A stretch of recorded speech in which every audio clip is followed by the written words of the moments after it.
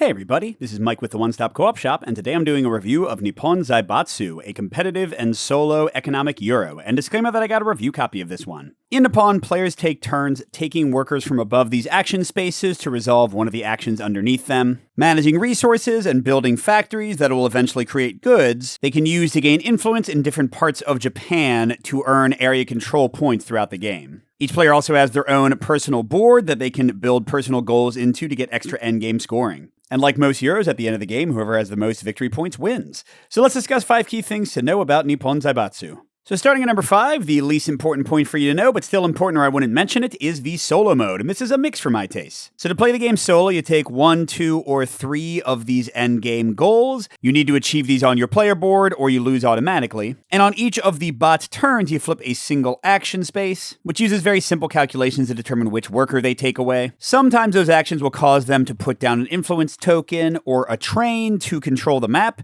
but otherwise you just take away the worker and that's it. So their turns are incredibly quick to resolve, and while their action order is somewhat random, you can see their current priority for meeples. That will give you an idea of what they're going to try to get more of, and also which regions they'll focus on, and you can even try to stop them from getting extra actions on the board by cleverly manipulating the worker pool. So all that sounds great, so why is this a mix for me? Well, first of all, the game is a little bit more samey in the solo mode because you can't use either of the modules in the base game, and also the bigger thing, at least for me, is that it is a beat your own score mode. Once you get your goals settled, you're just trying to get the highest number of points possible, which is inherently less interesting to me when it comes to solo Euro play. Next to number 4 are the upgrades you can get throughout play, and this is also a mix for my taste. There's a lot of stuff you can do in the game. You can increase your R&D track to be able to build better factories, increase your coal and revenue to get more resources every round. The factories themselves can give instant or ongoing bonuses. You can put machines on them to increase their production. You can put out ships to upgrade the bonuses you get from pulling back your workers. So there is a lot of good stuff here, but on the negative side, I've found that it gets a little bit samey and that I tend to upgrade everything fairly well. This is a game where you're going to get near the top of most tracks in most games if you play well. And while the factories can be fairly varied, a lot of their powers don't really change that many things, and you don't have different factions or strong asymmetrical powers going on here,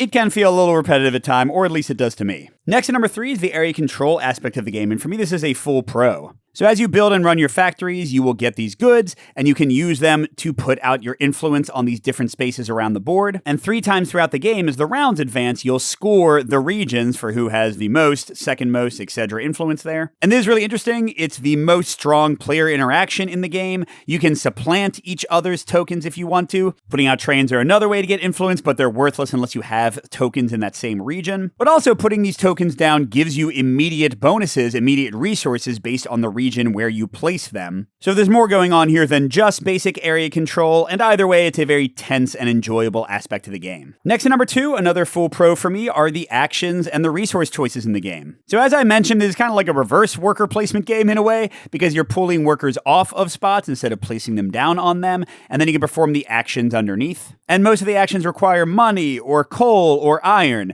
and money and coal go away whenever you pull your workers back in what's called consolidation. There's a fun give and take in trying to use them all in an efficient way. And speaking of efficiency, most of the actions let you perform them up to 3 times if you've built up enough resources to do so. So if you can get your timing right, you can do triple of what the action would give you otherwise. Really rewarding, clever play. And that goes right into my number 1 thing about Nippon Zaibatsu, which is the worker track and the goals. This goes right in with my previous point. You are pulling these workers off of the action spaces to perform the actions, but as you do so, you place them on these spots over here. And the color of the meeples matters a lot for 2 reasons. First of all, whenever you run out of space or want to refresh your options here, you have to pay 3,000 of your new incoming income and money for each different color that was on your track. So it makes you want to try to limit your options to only a few colors, which limits which action spaces you can take, but then you might have to splash into another color, but then you're going to have less money and fewer options when you get to the next round. But then additionally, whichever worker is at the bottom is going to give you a bonus when you pull them back in consolidation,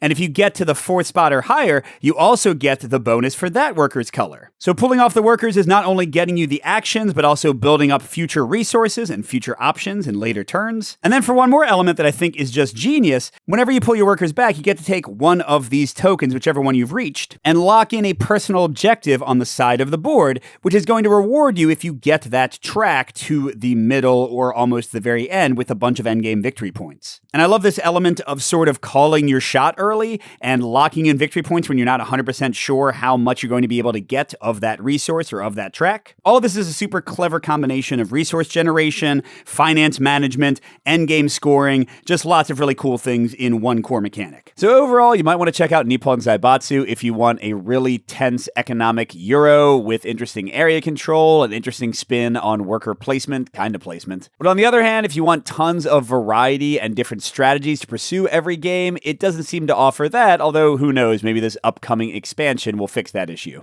And if you want to see the game in action, I did a full play of the solo mode on the channel earlier. Thanks for watching, everybody. Good gaming, and I'll see you at the next stop.